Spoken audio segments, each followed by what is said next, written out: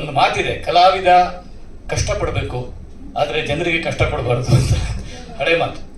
ಇವರಾಗಲ್ಲ, ಕಷ್ಟಪಡ್ತಾರೆ ಮತ್ತು ಪ್ರೇಕ್ಷಕನಿಗೆ ಕಷ್ಟ ಆಗದಂತೆ ನೋಡ್ಕೊಳ್ಬೇಕು ಅಂತ ಒಂದು ಚೂರು ಅದರಲ್ಲಿ ಕಾಂಪ್ರಮೈಸ್ ಮಾಡದೆ ಕೆಲಸ ಮಾಡ್ತಾರೆ. ಅದನ್ನು ನಾನು ನೋಡ್ಕೊಂಡು ಬಂದಿದ್ದೀನಿ ಎಷ್ಟು ವರ್ಷಗಳಿಂದ. ಹೀಗಾಗಿ ನನಗೆ ತುಂಬ ಖುಷಿ. ಆಮೇಲೆ ಮನೋಮೂರ್ತಿ ಮತ್ತು ನಮ್ಮಿಬ್ಬರ ದಾಂಪತ್ಯ ಏನಿದೆ ಅದಕ್ಕೆ ಎಷ್ಟು ಆಲ್ಮೋಸ್ಟ್ 17 ವರ್ಷ ಆಯಿತು. ಅಂದರೆ ಟೀನೇಜ್ ಇಸ್ ಸ್ಟಿಲ್ ಆನ್. ಹೀಗಾಗಿ ಹಾಂ ಹೌದು, ಅದು 17 ವರ್ಷ ಆಯಿತು. ತುಂಬ ಖುಷಿ ಅದು. ನಾವು ಒಟ್ಟಿಗೆ ಏನಾದರೂ ಕೆಲಸ ಮಾಡೋದಿದ್ರೆ ಅದೊಂಥರ ಮನೆಯಲ್ಲಿ ನಾವೆಷ್ಟೇ ಹೋಟ್ಲಿಗೆ ಹೋಗಿ ತಿಂದು ಬಂದರೂ ಆಮೇಲೆ ಮನೆಯಲ್ಲಿ ಒಂದು ಅವಸರದಲ್ಲಿ ಅವಲಕ್ಕಿ ಮಾಡಿ ತಿಂತೀವಲ್ಲ, ಅದಕ್ಕೊಂದು ರುಚಿನೇ ಬೇರೆ ಇರುತ್ತೆ. ಸೊ ಆ ಥರ ಒಂದು ಡೊಮೆಸ್ಟಿಸಿಟಿ ಇದೆ ನಮ್ಮ ವರ್ಕಿಗೆ. ಸೊ ಯಾವತ್ತೂ I release writing for him and that's another home coming. ನಮಗೆ ಅಂದರೆ 17 ವರ್ಷದ ಹಿಂದೆ ನಾವು ಮಾಡುವಾಗ ಏನು ಒಂದು ಉತ್ಸಾಹ, ಕುತೂಹಲ, ಚಡಪಡಿಕೆ, ಹಂಚ್ಕೊಳ್ಳೋದು ಎಲ್ಲ ಇರುತ್ತೆ, ಅದು ಈಗಲೂ ಮತ್ತೆ ಹಾಗೇ ಇದೆಯಲ್ಲ ಅನ್ನೋದು ನನಗೊಂದು ಖುಷಿ.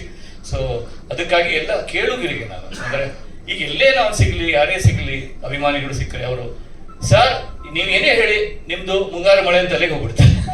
ಅದ್ರ ನಂತರ ಇಷ್ಟೆಲ್ಲ ಹಾಡು ಬರ್ತಿದ್ದೀವಪ್ಪ ಕೇಳಿ ಅಂತ ಹೇಳಿದ್ರೆ ಹಾಂ ಕೇಳಿದ್ದೀನಿ ಅಂತಾರೆ. ಸೊ ಆ ರೀತಿ ಒಂದು ಲೆಗಸಿ ಅಂತ ಏನು ಹೇಳ್ತೀವಲ್ಲ, ಅದನ್ನು ಕೊಟ್ಟಿರೋ ಮನೋಮೂರ್ತಿ ಅವರಿಗೆ ಕನ್ನಡ ಚಿತ್ರರಂಗ ಭಾಳ ಋಣಿಯಾಗಿದೆ. ಆಮೇಲೆ ಇವತ್ತು ಒಂದು ವಿಶೇಷ ಏನು ಅಂದರೆ ಮೀಡಿಯಾ ಎಷ್ಟು ಬದಲಾಗಿದೆ. 10 ವರ್ಷದಿದ್ದ ಹಾಗೆ ಈಗಿಲ್ಲ, 5 ವರ್ಷದ ಹಿಂದಿದ್ದ ಹಾಗೆ ಈಗಿಲ್ಲ.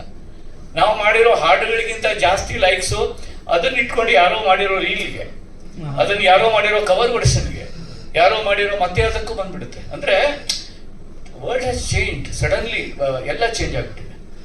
ಅದು ಬೇರೆ ನಾವು ಅಂದ್ಕೊಂಡೋದ್ರೊಳಗಡೆ ಚೇಂಜ್ ಆಗ್ತಾ ಇದೆ. ಹೀಗಾಗಿ ಸಿನಿಮಾದವರಿಗೆ ಮಾಡುವವರಿಗೆ ತುಂಬ ದೊಡ್ಡ ಚಾಲೆಂಜಿನ ಕಾಲ ಇದು. ಜನರನ್ನು ಹಿಡಿದಿಟ್ಕೊಳ್ಳೋದು ಹೇಗೆ, how to hold the audience, how to draw them to theatre, how to make them to see one film on television.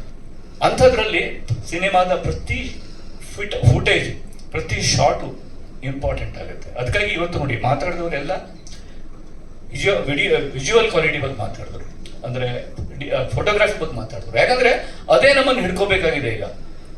ನೋಡಪ್ಪ ಇಲ್ಲಿ 1 ನಿಮಿಷ ನಿಲ್ಲು, ಇನ್ನೇನೋ ತೋರಿಸ್ತೀನಿ, ನೋಡಪ್ಪ ಇಲ್ಲಿ 1 ನಿಮಿಷ ನೋಡು, ಒಂದು ಆ ಥರ. ಅಂದರೆ ಸಿನಿಮಾ ಅನ್ನೋದು ಆ ಥರದ ಒಂದು ಮೀಡಿಯಾ. ಅದಕ್ಕೆ ಬೇಕಾದಂಥ ಎಲ್ಲ ಒಂದು ರಾ ಎನರ್ಜಿ, ರಿಫೈನ್ಡ್ ಎನರ್ಜಿ ಎಲ್ಲವನ್ನು ಈ ಸಿನಿಮಾ ಹೊಂದಿದೆ ಅಂತ ಈ ನೋಡಿದ ತುಣುಕುಗಳಲ್ಲಿ ಗೊತ್ತಾಗುತ್ತೆ ನಿಮಗೂ.